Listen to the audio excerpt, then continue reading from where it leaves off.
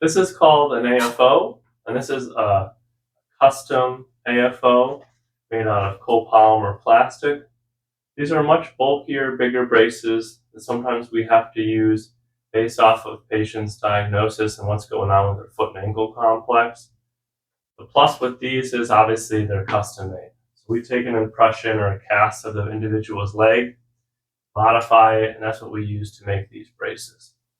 The reason they're bigger and have more construction to them is we're trying to really immobilize and control the foot and ankle, usually from rolling inside and out, preventing drop foot, things of that nature.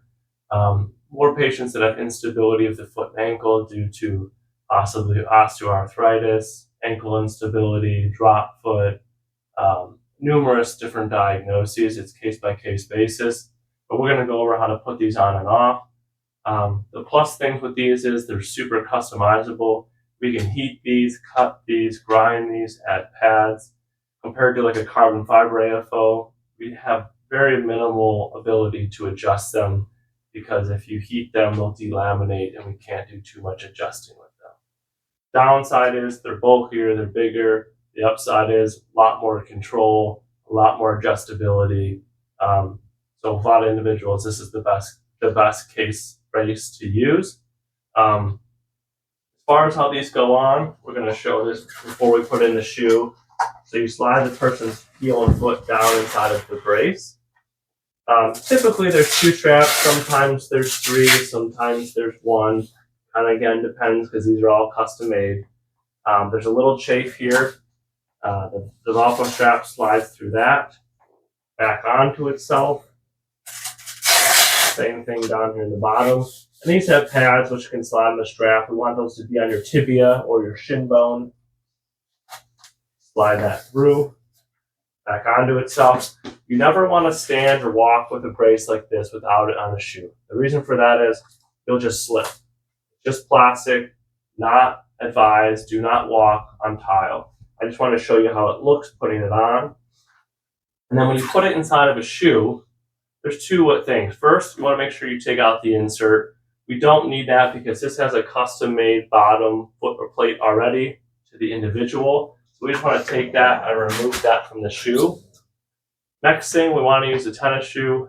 Best to use laces or Velcro. Don't use a slip-on. Too much motion inside of the shoe. This way we can really lock your foot on top of the foot plate inside of the AFO.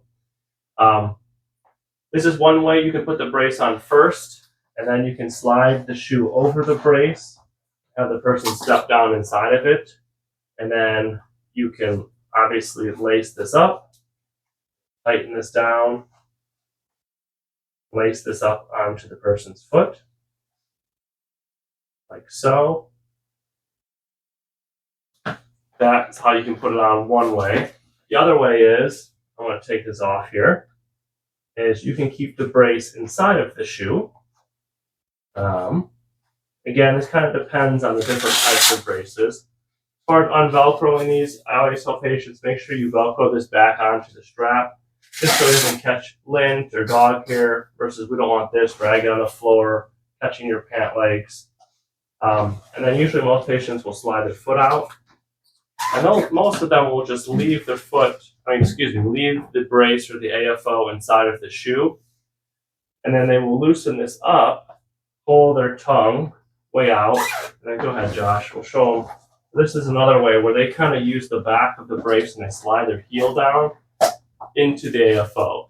This is usually the preferred method, usually easier, but some patients have to put the brace on first, especially sometimes if they have a strap down here, which you can't see under the shoe, then you got to put it on first. So again, because these are so customized, it's a case-by-case basis, but those are typically the 2 ways you put it on and take it off.